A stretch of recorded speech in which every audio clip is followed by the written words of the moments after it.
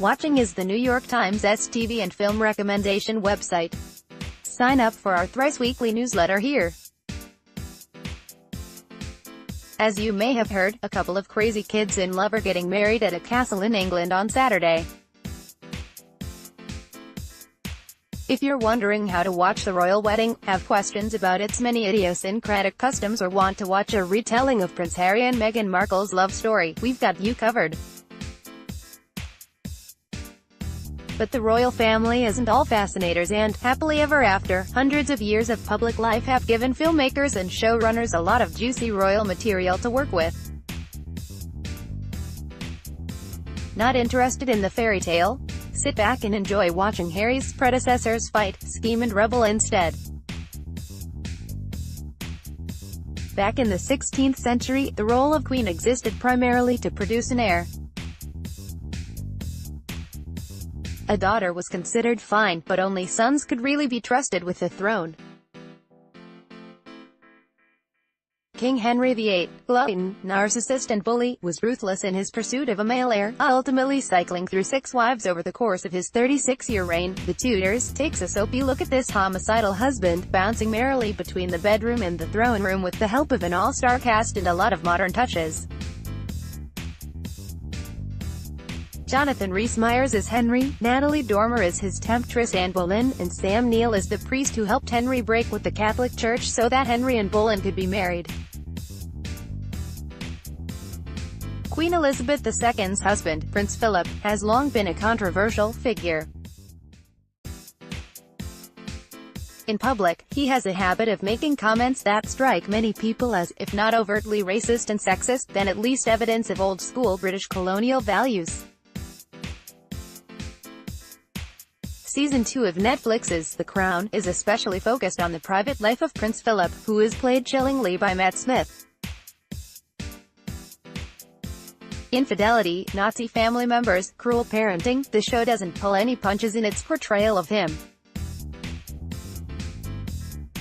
Meanwhile, the romantic affairs of the rebellious Princess Margaret add extra spice to this sumptuous telling of Elizabeth's long reign. Elizabeth was 19 and still a princess when the German forces surrendered on May 8, 1945. That evening, she and her younger sister, Margaret, secretly went out into London to join the spontaneous celebrations that went long into the night. This 2015 film is a merry comedy of errors, imagining what the princesses got up to on this wizard all-nighter, as they escaped their chaperones to be ordinary, for one adventurous night. For one sister, it meant bonding with the common people, while for the other, it meant passing out in a wheelbarrow. We were all teenagers once. Elizabeth I was known as the Virgin Queen because she never married, but unmarried didn't have to mean chaste. Shekhar Kapur's film, Elizabeth, has the princess, Cate Blanchett, canoodling with Robert Dudley, Joseph Fiennes, when she is accused of heresy and arrested by her sister, who was then on the throne. The film then follows her unexpected journey from terrified prisoner to powerful queen, not shying away from the violence and instability of England in the 16th century, a time when people there were burned alive for being the wrong kind of Christian. Concerns over whom she will marry and when she'll provide an heir loom large throughout this poetically filmed biopic, pressing in on her until she makes a decision, declaring to herself, "I have become a virgin." A royal wedding can, of course, be followed by a royal divorce, and no divorce has drawn more public attention than when Harry's parents split up. When Meters and Diana, Princess of Wales, died in 1997, she had been divorced from Prince Charles for a year and was no longer a member of the royal family. For the Queen, that meant deciding that there was no need for the royal family to add its voice to the public's incredible outpouring of grief. She didn't fly the flags over her palaces at half-mast, which many newspapers presented as deeply disrespectful. Helen Mirren plays a chilly Elizabeth, who starts to doubt how well she knows her own people as she navigates her biggest controversy to date. Director Stephen Frears deftly splices archival footage with imagined discussions taking place between the Queen and those close to her, teasing out the tension between royal protocol and celebrity culture, as an old power system confronts a new one. The gently body BBC documentary, Tales from the Royal Bedchamber, does pretty much what it says on the tin. The historian Lucy Worsley is our lively guide to royal bedrooms through the ages, revealing how the ornate ceremonial beds were made, who slept in them and who was allowed to watch a king getting dressed. Spoiler: more people than you might think.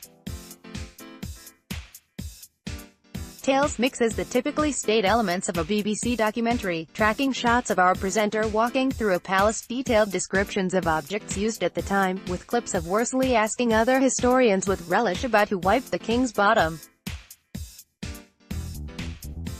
The overall effect is a little bit disconcerting and a little bit fun, with the 45-minute documentary answering questions you never knew you had about royal bedroom habits.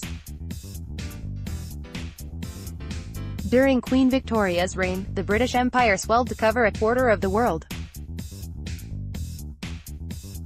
The British believed that Queen Victoria was the empire in human form, which, in retrospect, wasn't really something for her to be proud of. At the beginning of this 5-part BBC documentary from 2012, the presenter, Jeremy Paxman, promises that the series will confront the horrors perpetrated in the British colonies. But perhaps inevitably, the series more often lapses into the usual celebrations of the Empire's former strength, although the 4th episode is unflinching in its recounting of the atrocities perpetrated by slave owners in British opium trade.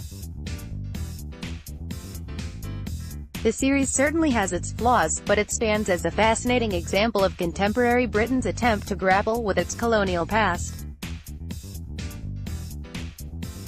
Paxman, a well-known British political journalist, visits former colonies, offering well-researched accounts of colonial events and their legacy. But he, too, has his blind spots, for example asking locals in his clipped upper-class accent whether they think British occupation was a good or bad thing. Surely it's more complicated than that. During World War I, the royal family changed its name from Saxe-Coburg and Gotha to Windsor, in an attempt to hide its German roots. By the time World War II came around, Edward VIII had already abdicated. But during the war, he and his wife, Wallis Simpson, had dinner with Nazi ministers, and Adolf Hitler was reportedly very impressed by the couple. This juicy tabloid-style documentary investigates those connections, building upon archival footage and interviews with historians and first-hand witnesses, complemented by some wonderfully cheesy reconstructions. We are told that Edward winked awfully well, and that Simpson was a gold digger. We also learned that the couple was passing some sort of information to the Germans through a Nazi foreign minister named Joachim von Ribbentrop. Was Edward aware of Hitler's plan to put him back on the throne as a puppet king once the Nazis conquered England? Who knows, but he certainly seems to have thought the Nazis had some good ideas.